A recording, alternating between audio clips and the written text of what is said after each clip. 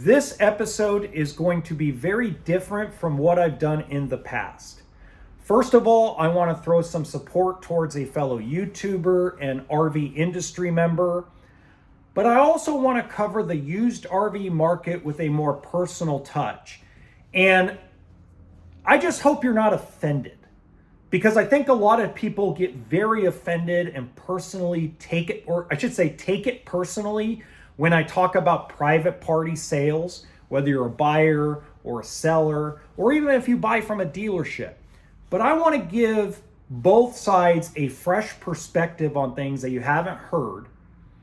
And I'm hoping that it helps a lot of people trying to sell their fifth wheel or their travel trailer or their motorhome privately, or even if you're doing it on consignment through a dealership. So welcome to HB RV Lifestyle, the podcast. I'm the host, John Levingston, aka the Honey Badger, here to give it to you straight and transparent about the RV business, as well as some other things. And where I'm going to start is with Matt's RV Reviews. Now, contrary to popular belief, I do not hate people in the RV industry. I know that sometimes I come off as a complete dick, and rightfully so. Okay, I don't do things. I do not have kid gloves. I do not give people the white glove treatment when it comes to certain things, and it's been that way, God, since 2009. It hasn't changed, and a lot of that is the fact that I'm not a very talented silver tongue salesperson. Okay, I'm more like, okay, let's deal with the product knowledge. And I can't stand when I hear salespeople or customers or technicians or so-called experts just talk out of their ass. But one guy that doesn't do that is Matt's RV Reviews. And Matt did a 2-minute, 30-second video that was actually sent to me through text message by a ton of you. And I'm like, okay, this has got to be important. And I click on it. And he's either getting or already have gotten a divorce from his wife. And he called himself a coward. Well, I'm going to tell you something, Matt, from the bottom of my heart. You're not a coward. If anything, it's very hard to hold in our emotions when shit goes wrong in our life. I have personally not been able to see my daughters in a long time. I've missed now 2 birthdays in a row. My marriage fell apart a long time ago. So I get it. This industry is hard on marriages. And actually, for a long time, it worked out fine. But when you get to a certain point, you start, especially when the economy or the perception of the economy or the perceptions of the internet on anything, whether it's politics, whether it's the price of gas, the price of an egg, when there's perceptions thrown out there, there are so many reactive people in business and on a consumer basis that we no longer do things for ourselves. We're now doing things because we have to do it, because we feel like if we don't, we're going to lose out on something. And what I'm referring to is when you get into an industry, especially when you start becoming a social media influencer, you start feeling a responsibility, especially if you like what you do and you want to help people. You start to feel an obligation.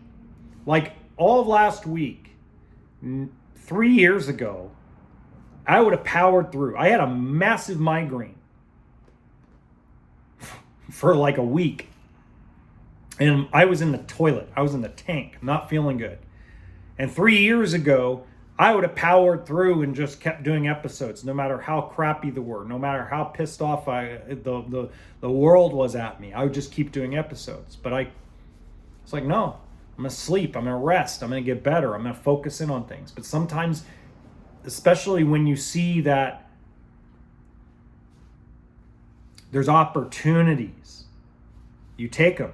And it's hard on marriages. Now, I don't know what personally went on with him and his wife. That's none of my business, and that's none of anybody's business. That's between Matt and Andrea. But I just want to throw some support, and I think all of you should support him. I think all of you should reach out to him and throw him a bunch of support, because I'm telling you, it's not fun. And a lot of you that have gone through divorce know it's not fun, especially when you have kids, especially when you have a career, especially when you're in front of a camera and you got to put on a face and got to put on a mask to say, hey, I'm not pissed off today because some shit went down in my personal life. It's hard, not easy. So Matt, big shout out to you. You are not a coward. It's just hard to do that and share it. And you're a lot bigger than I am as a channel. And more, everybody knows you at RV shows. Everybody knows who you are. So I don't blame you. You're not a coward for not talking about it. You're human. And I could only imagine the difficulty you're going through. So big shout out to you for coming out and saying it. Big time. I'm going to start crying myself over shit I've been going through, but I want to talk about the used RV market for a second.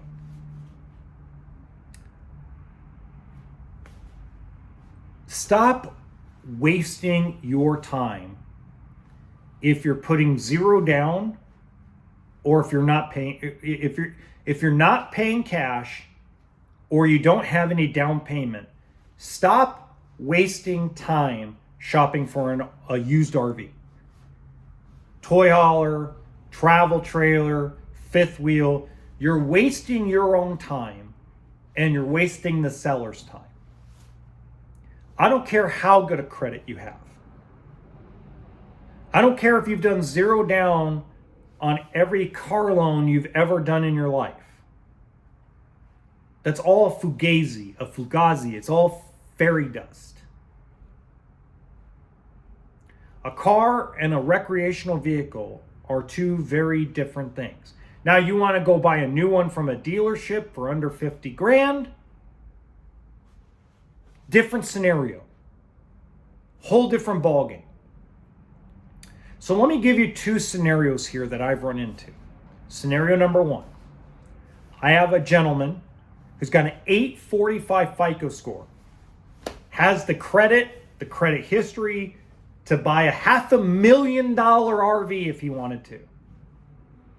But absolutely, by the way, has plenty of money, can pay cash, doesn't want to pay cash, and wants to buy a $60,000 used van conversion motorhome. Fabulous. But won't put a dime down. Goes to his own credit union. His own credit union says, I want 15% down. We'll do the loan. We send it to two banks. They all come back wanting 10, 15, 20% down. Excellent credit. Used RVs work way differently than a used car. So you're wasting all this time shopping for something when you have no money to put down. You're wasting private party sellers' time.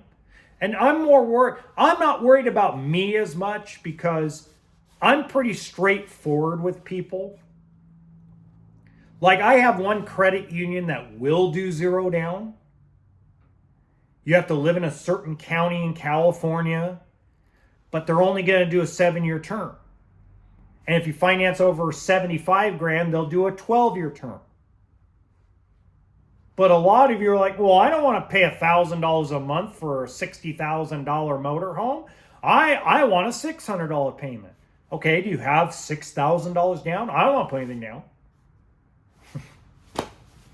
Okay, so you don't want to do what the banks are telling you to do. You want to do your own thing.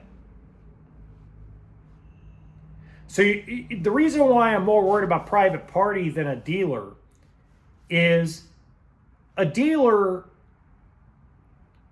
has financing at the dealership that can be set up on the spot almost.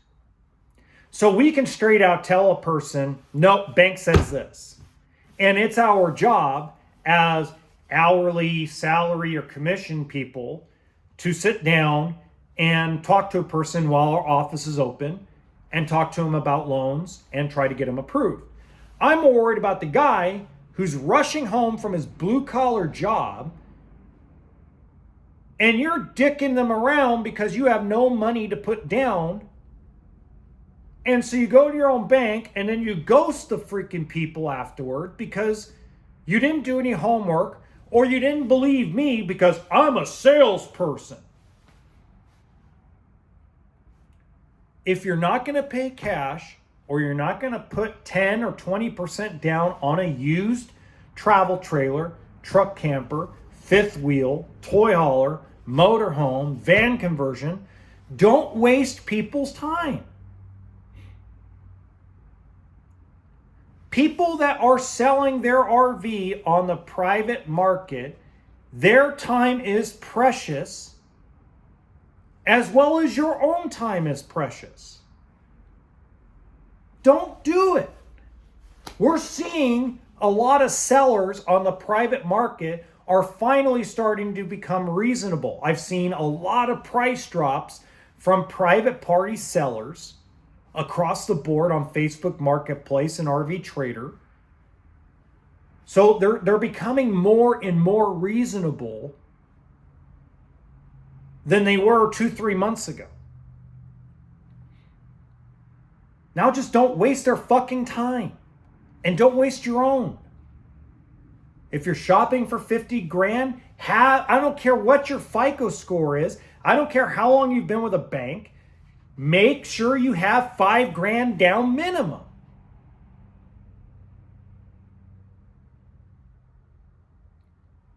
Period.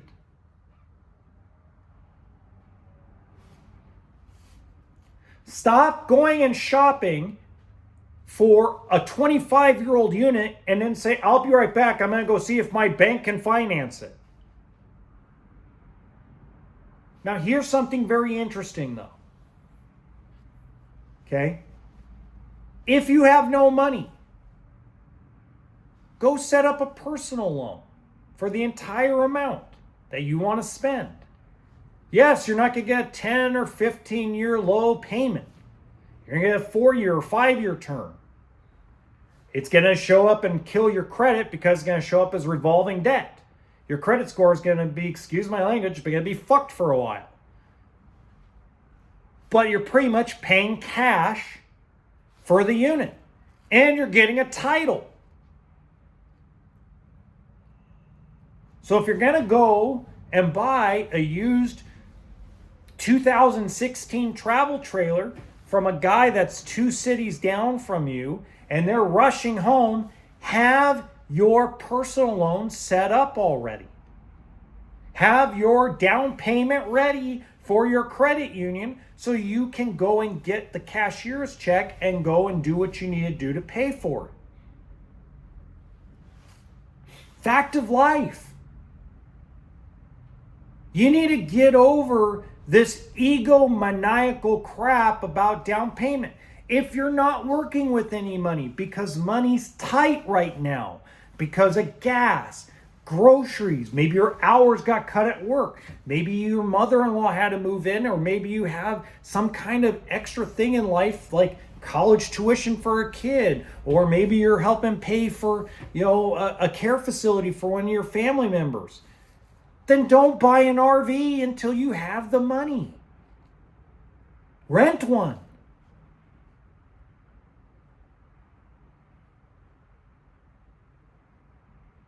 You're not going to miss out because you're not going to sit there and bullshit yourself and the sellers. Have money down. If you have $2,000, shop for $20,000 and under.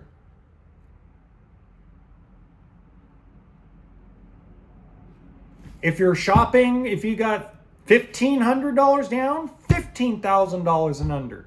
There's nothing wrong with buying a used unit from a private seller.